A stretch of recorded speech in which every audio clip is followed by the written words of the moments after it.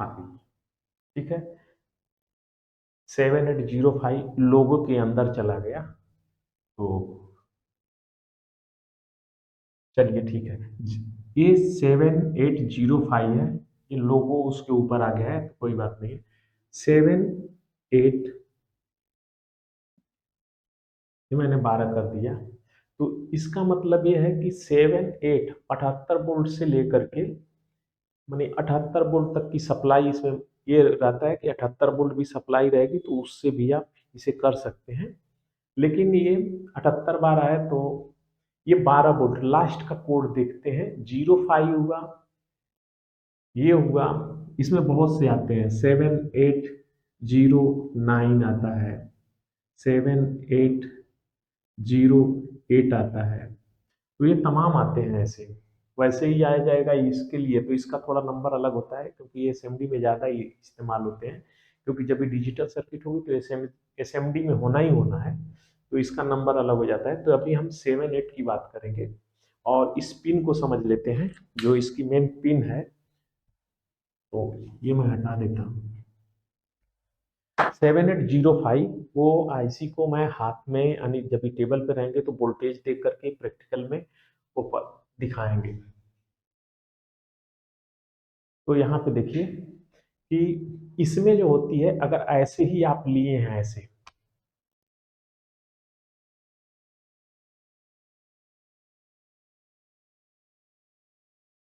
कुछ भी लिखा हो उससे मतलब नहीं है। यहाँ पे देखिए, तो इस तरह से आप जैसे ही लेंगे ऐसे सामने, तो ये इन होता है पहली पिन, यानी इस तरह से हम कहेंगे कि बाई पिन। ठीक है, ये बायां हाथ है ना, तो बाई पिन यहाँ पे इन होता है, सप्लाई हम इन देते हैं, इन। और ये वाली जो होती है ये आउट होती है। और ये जो होता है रेफरेंस पिन होती है, जीएनडी, ग्राउंड करते हैं इसको। ये निगेटिव से अटैच हो जाता है, ग्राउंड करते हैं।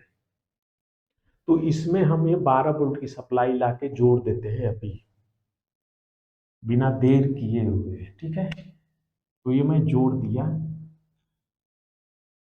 ये जोड़ दिया, और ये ग्राउंड है। तो अभी मैं ग्राउंड का ऐसे कर देता हूँ, इसे इस तरह से कर देता हूँ, तो आप समझ लीजिए कि यहीं से हो गया, ये एक ही चीज है। ठीक है, तो मैंने ग्राउंड कर दिया। अब यहाँ पे जब आउट करेंगे तो यहाँ पे 5 वोल्ट ही हमको परफेक्ट और रेगुलर मिलेगा। अगर ये सप्लाई घटती भी है, घट जाती है, ये घटेगी भी, तो एक यानी 50% हो जाता है। तो यानी 12 जो 5 वोल्ट है ना, 5 वोल्ट से ऊपर होना चाहिए, 1 वोल्ट ज्यादा रहे, यानी 6 वोल्ट है तो 6 वोल्ट में से ये 5 वोल्ट हमको आउट करके देती रहेगी।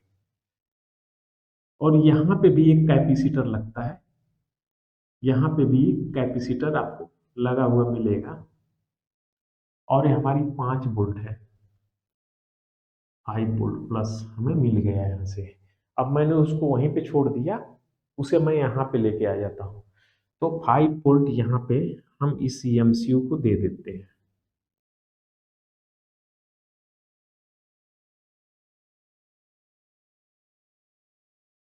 और इसको हम एक पिन इसकी ग्राउंड भी कर देते हैं, क्योंकि ये भी तो जरूरी है। तो अब एमसीयू को सप्लाई मिल गई।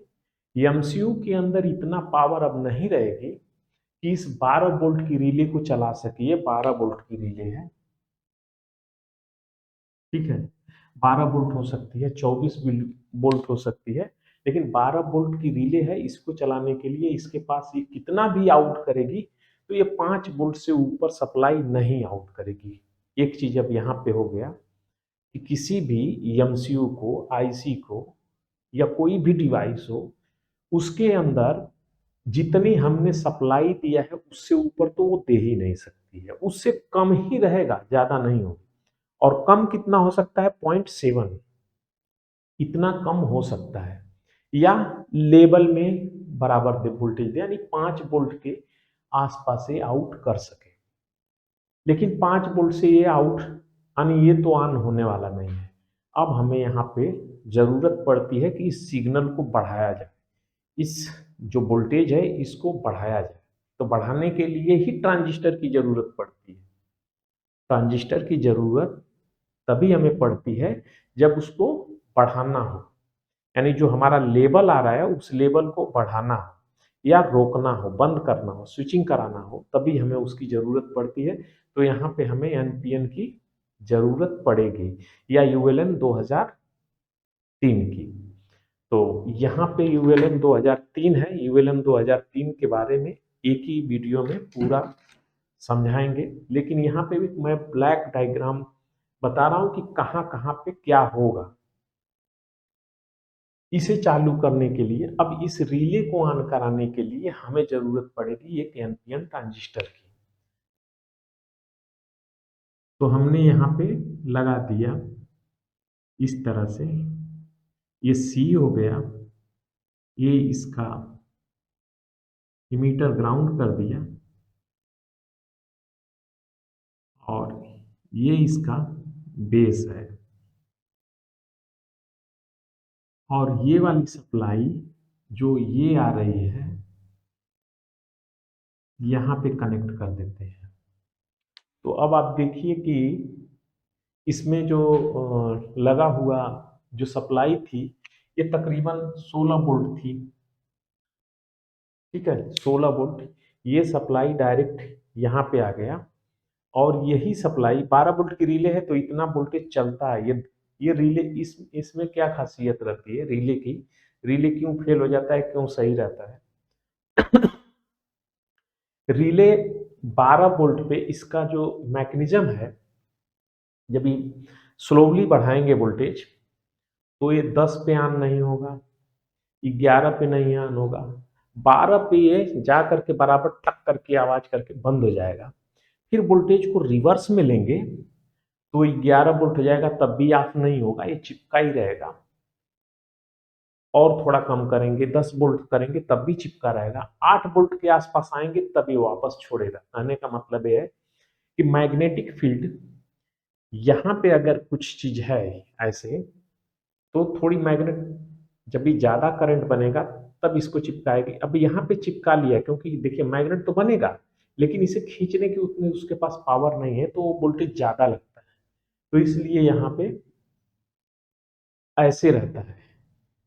और जब इसके अंदर से वोल्टेज जाएगा तो वोल्टेज ये कितना रहेगा, 5 वोल्ट है। अब 5 वोल्ट है, अब आ गई यहाँ पे बेस की बात कि बेस पे कितना वोल्टेज होना चाहिए। तो बेस पे वोल्टेज की बात नहीं रहती है, ज्यादातर इसकी करंट की बात होती है कि वो उसके बेस पे करंट कितना देंगे। करंट को लिमिट कराने के लिए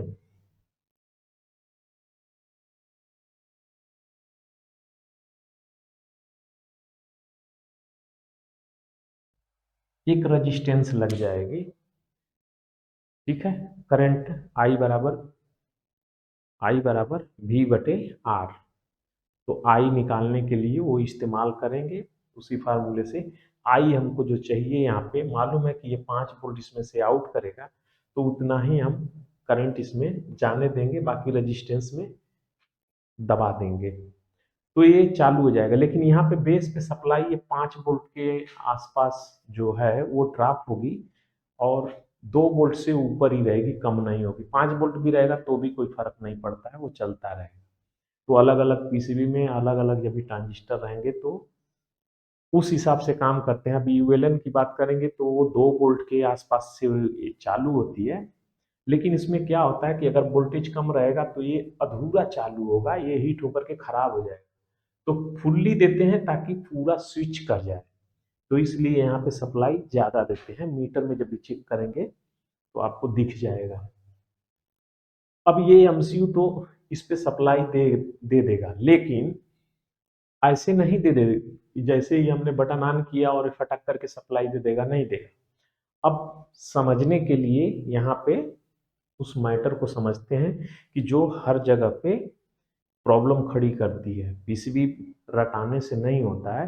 ब्लॉक डायग्राम समझा रहा हूं तो आप समझ लीजिए, और किसी भी पीसीबी के साथ में ऐसा होगा।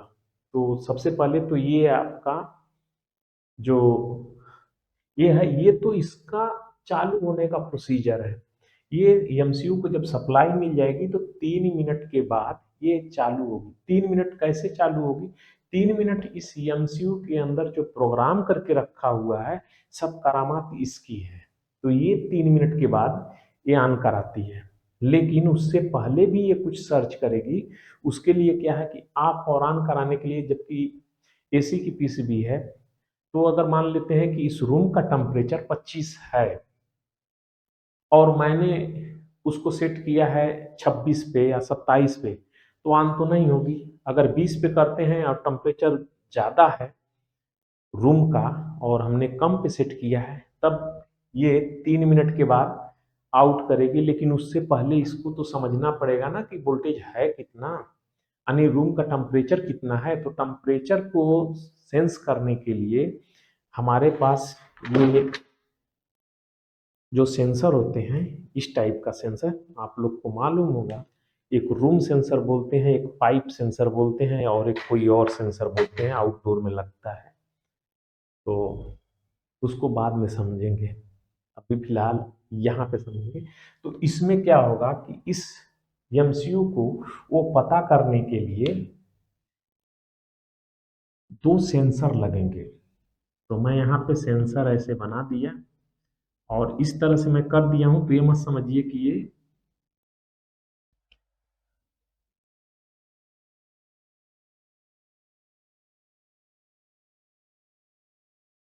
2 सेंसर लग गए, 2 टांग हो गई इसकी। तो दोनों की एक टांग को ऐसे पकड़ करके निगेटिव कर दीजिए या पॉजिटिव कर दीजिए, दोनों दोनों तरह का आता है। और यहाँ से एक प्लस सप्लाई से यानी पॉजिटिव से एक रजिस्टेंस इस तरह से यहाँ पे मैं कर देता हूँ। ये प्लस सप्लाई से अटैच है 5 वोल्ट से, ठीक है। यहाँ से 5 वोल्ट प्लस से ये हो गया, और 5 वोल्ट से यहीं पे है, तो यहीं पे मैं कर देता हूँ इस तरह से। यह भी एक रेजिस्टेंस है, तो 10 के मैं इसको कर दिया, 10 के इसको भी कर दिया, और ये वाला मैंने ज्वाइंट कर दिया इस तरह से। तो ये अभी 10-10 के हैं, 10 के ये भी है और 10 के यह भी है, ठीक है। तो यहाँ पे देखिए कि ये प्लस 5 वोल्ट से कनेक्टेड है। यहाँ पे देखेंगे तो प्लस 5 वोल्ट से ये कनेक्ट है, और घूम करके इस के जरिए फिर ये भी कनेक्ट हो गया निगेटिव से। यानी यहाँ पे देखिए, तो एक रजिस्टेंस, दूसरी रजिस्टेंस, ये हो गया ग्राउंड और ये हो गया प्लस 5 वोल्ट से अटैच है। तो ये बीच में डिवाइडर बना, डिवाइडर बना ये। तो 10 के ये है और 10 के ये है, तो रूल के अनुसार यहाँ पे 50% वोल्टेज होगा, क्योंकि 10 ए भी है 10 ए भी है, तो वोल्टेज सीधे सीधे आधा हो गया। तो यानी यहाँ पे 2.5 वोल्ट के करीब हो गया, 2.5 वोल्ट। तो ये वाला पॉइंट ये वाला एमसीयू में इन हुआ और यह भी हुआ।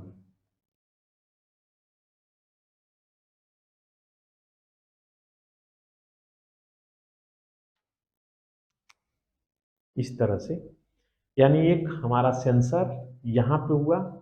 अब ये पीसीबी चालू करेंगे तो 3 मिनट के बाद सप्लाई देने की कंडीशन में है, यानी दे सकती है। अगर ये सप्लाई आउट नहीं होती है तो ये सेंसर, जो ये सेंसर ये मैंने इसलिए किया है कि ये थर्मल होता है।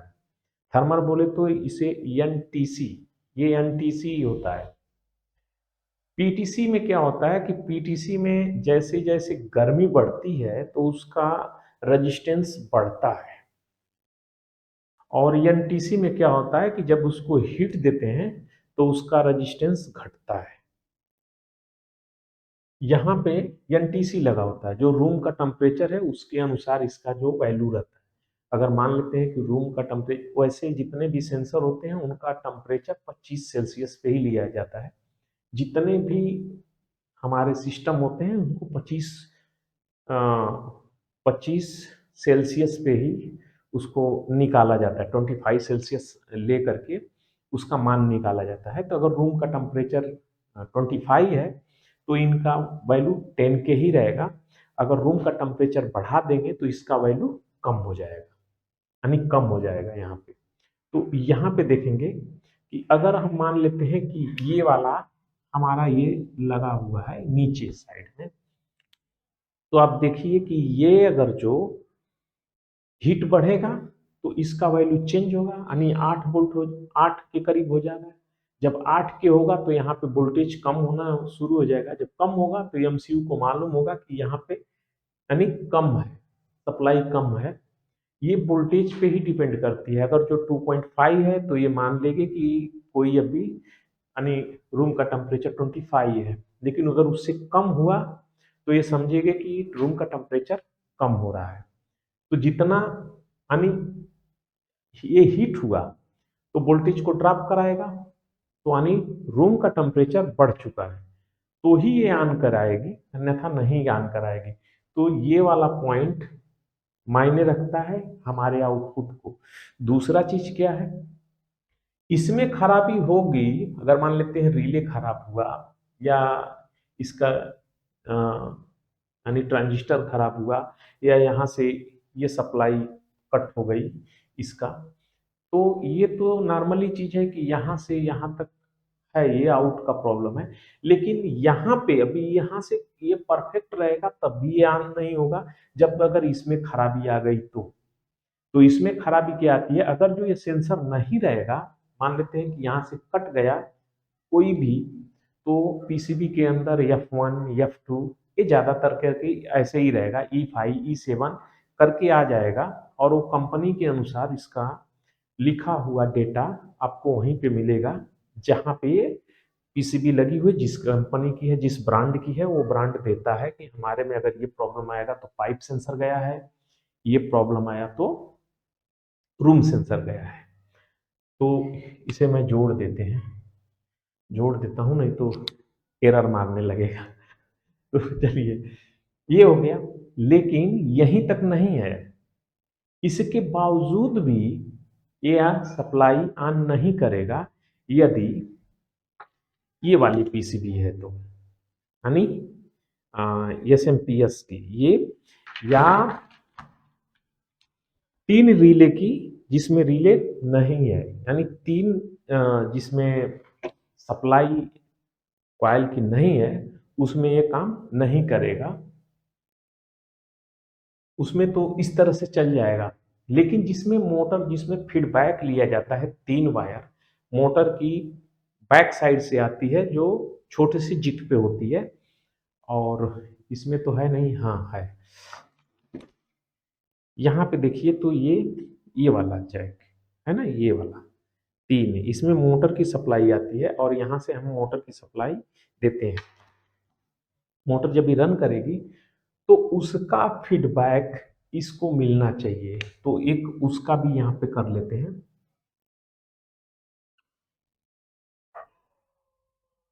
तो यहाँ पे एक में 5 वोल्ट की सप्लाई होती है, एक जो होता है इसमें जीएनडी होता है, और ये सेंटर वाले पॉइंट से एमसीयू को सप्लाई आती है, लेकिन यहाँ भी एक ट्रांजिस्टर लगा होता है इस तरह से।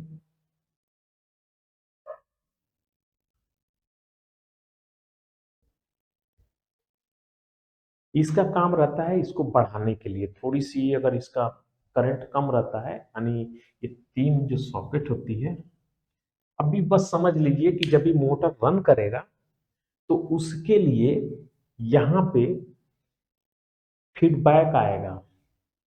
और दूसरा चीज, इस मोटर को चलने के लिए जो हमारी 320 का ये समझ लीजिए सॉकेट है एसी वाला, इस सॉकेट की मैं बात कर रहा हूँ, ये वाला सॉकेट की, ठीक है, ये वाला, ये जो सॉकेट है इसकी मैं बात कर रहा हूँ। तो यहाँ पे अब इसको चलने के लिए भी एक यहाँ पे रिले हो सकती है,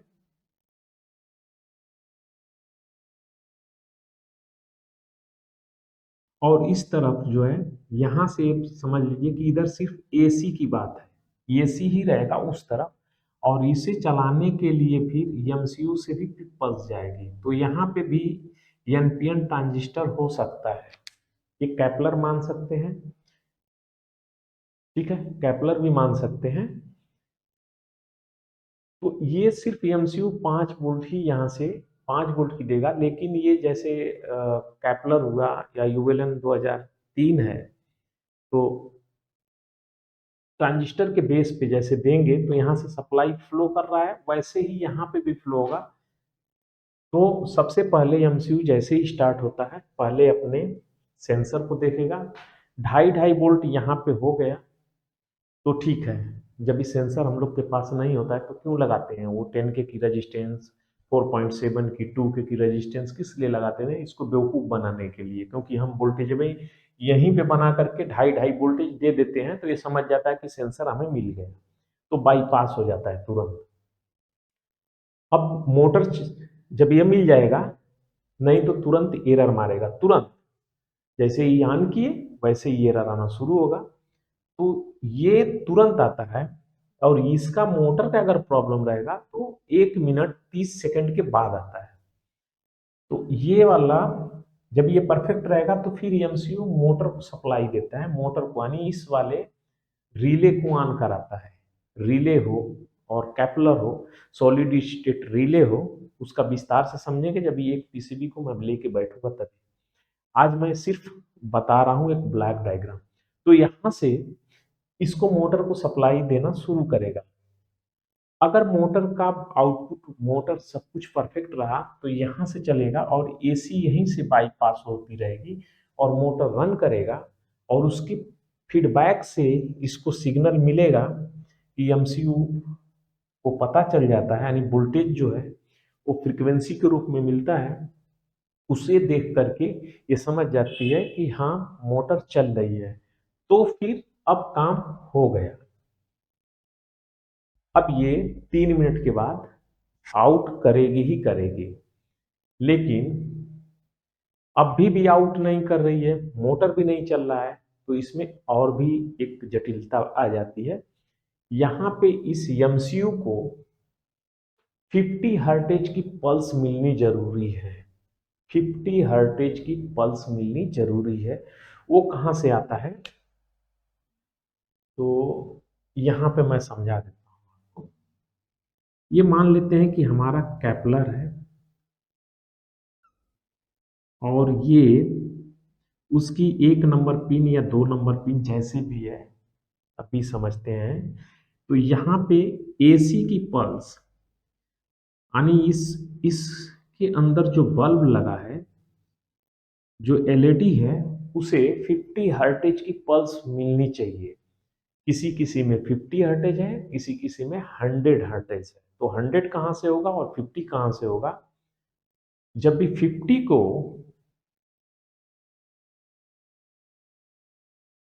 अब तो जगह भी नहीं बचा, 50 को जब भी हम बनाते हैं तो एसी में जब भी कन्वर्ट करते हैं तो इस तरह से मिलता है। जब तक फिल्टर नहीं लगा रहता है तब तक तो यही बनता है।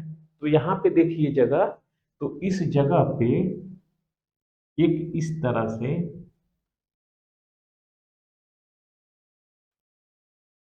डायोड लगा होता है। ये डायोड क्या करता है कि इसके इस तरफ, यानी पॉजिटिव इस तरह बनेगा तो वहां पे ये 100 हर्टेज की पल्स बनेगी, 100 हर्टेज की।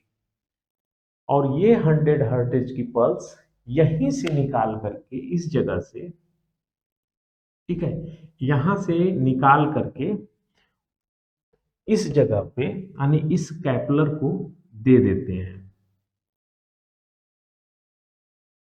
लेकिन ऐसे नहीं देते हैं, वहां पे फिर एक ट्रांजिस्टर लगाते हैं, तो उसको हम बाद में समझेंगे। लेकिन ये समझ लीजिए कि ये वाली पल्स यहां तक आनी चाहिए। तो इसे मैं हटा देता हूं।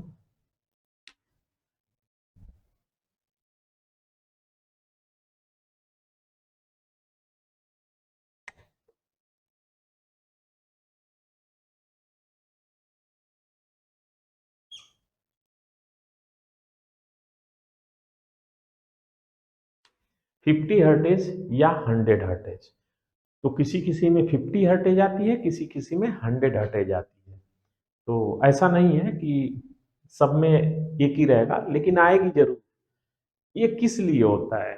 तो किसी किसी पीसीबी में तो यहां से ले लिया जाएगा, किसी किसी पीसीबी में, अभी इसमें देखेंगे, इस वाली में, तो यहाँ पे एक स्टेपलर लगा है। यहाँ पे देखिए, इस जगह पे एक कैपलर यहाँ लगा है और एक कैपलर यहाँ लगा है। ठीक है, एक ये और एक ये। तो एक हो गया फीडबैक के लिए, इसको स्वतः फीडबैक यानी जो एसएमपीएस है उसको फीडबैक देने के लिए, और दूसरा जो है वो 50 हर्टेज की पल्स को, यानी 100 हर्टेज हो या 50 हर्टेज हो, तो उसको इंटर कराने के लिए। तो एमसीयू को अभी देख लीजिए कि क्या क्या जरूरत पड़ती है और क्या क्या ये करता है। तो एमसीयू को सबसे पहले पावर सप्लाई चाहिए, तो ये पावर इन जा रहा है अंदर साइड में। सबसे बड़ी समस्या यही होती है कि जब एमसीयू आता है सामने, तो भले वो आप 10 साल से कर रहे हो, 15 साल से कर रहे हो, 20 साल से कर रहे हैं, हमें भी ये होती है। ऐसा नहीं मैं बोल रहा हूँ कि मुझे नहीं होती है, ये हमको भी होता है कि कौन सी सप्लाई, यानी ये सप्लाई इन होगी या आउट। तो आगे चल के देखेंगे कि बहुत सा एमसीयू होता है। ऐसा मत समझिएगा कि सभी एमसीयू में जिसमें इनपुट है तो उसी में इनपुट रहेगा, नहीं। वो सेम एमसीयू है, सेम नंबर आपको दिखेगा, क्योंकि ये ब्लैंक आता है। ये दो तीन तरह की आती है, एक तो फिक्स रहता है, कुछ में तो जो फिक्स रहता है उसका तो नंबर फिक्स ही है कि ये इस नंबर का है, वो फिक्स ही रहेगा। कुछ का नंबर फिक्स रहेगा लेकिन वो प्रोग्राम की जाती है, तो अंतर पड़ता है, बहुत अंतर पड़ेगा। इस चीज का अंतर पड़ेगा कि रटना नहीं है। तो देखिए यहाँ पे मैंने बना दिया है कि 5 वोल्ट इन होगा, यानी एरो मैंने इसके अंदर किया है। यहाँ पे जो सेंसर के जो वोल्टेज हैं ये भी इन ही किया, यानी इसके अंदर जाएंगे एमसीयू को समझने के लिए। 50 हर्टेज इन होना चाहिए, और इन जब ये देंगे तो यहां से हमको दो अभी मिल रहे हैं। पहला एक, इसको चालू करने के लिए इसमें से पल्स निकलेगी, और मोटर को चलाने के लिए भी पल्स निकलेगी, यानी एमसीयू भेजेगा। तो ये भेजेगा कब, ये अभी ऐसे समझना है कि भेजेगा कब, यानी ये कभी ऑन कराएगा। ये ऑन कराने के लिए सिग्नल भेजता है, लेकिन उससे पहले इसके पीछे के जो बैकग्राउंड है उसमें जो है ये चीज है कि उसको, यानी सेंसर के वोल्टेज परफेक्ट होने चाहिए। 50 हर्टेज की पल्स आएगी तब जाकर के आगे चलेगा। किसी किसी पीसीबी में 50 हर्टेज की पल्स नहीं आएगी तो वो मोटर को नहीं चलाएगी, फिर एरर आएगा, यानी मोटर का एरर आएगा किसी किसी पीसीबी में। और किसी किसी पीसीबी में 50 हर्टेज की पल्स नहीं आएगी तो वो पीसीबी ही डेड रहेगी, बंद रहेगी, यानी ये भी वोल्टेज रहेगा, सब कुछ वोल्टेज रहेगा, लेकिन फिर भी नहीं चलेगी। तो वो भी समझेंगे। किसी किसी में 50 हर्टेज की पल्स नहीं आएगी तो मोटर भी चलेगा, सब कुछ होगा, लेकिन ये आउटपुट नहीं देगा, यानी बाहर नहीं देगा।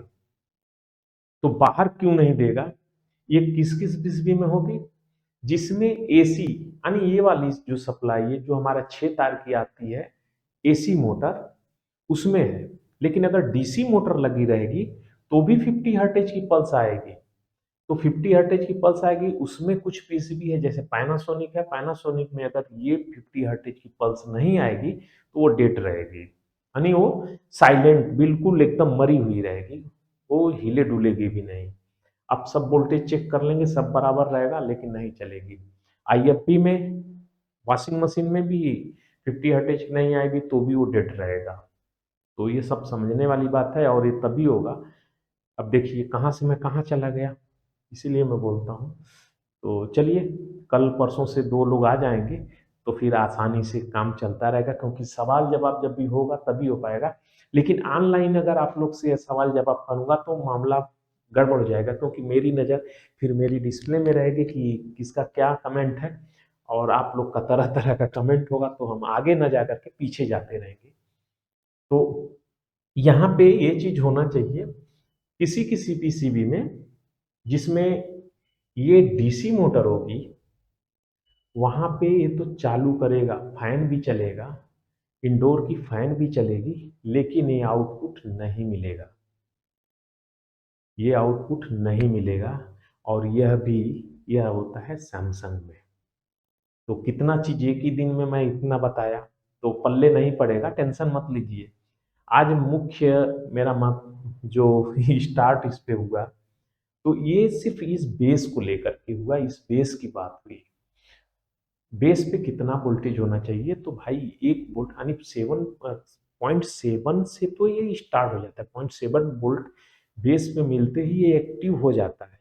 लेकिन इसको फुल्ली कंडक्ट होने में, पूरा कंडक्ट होने में इसको समय लगता है, और समय सॉरी बोल रहा हूँ, वोल्टेज लगता है। वो 2 वोल्ट 3 वोल्ट के आसपास देंगे तो ये फुल्ली जो है कनेक्ट हो जाएगा, यानी इमीटर टू कलेक्टर एकदम फुल करंट फ्लो कराने लगेगा।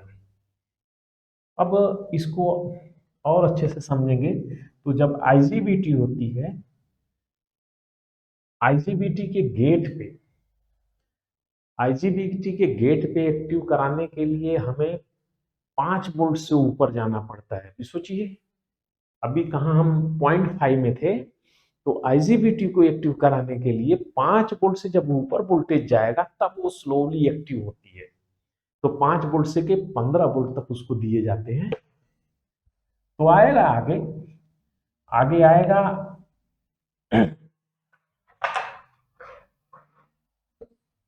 तो चलिए नेक्स्ट वीडियो में फिर मिलते हैं, तब तक के लिए नमस्कार।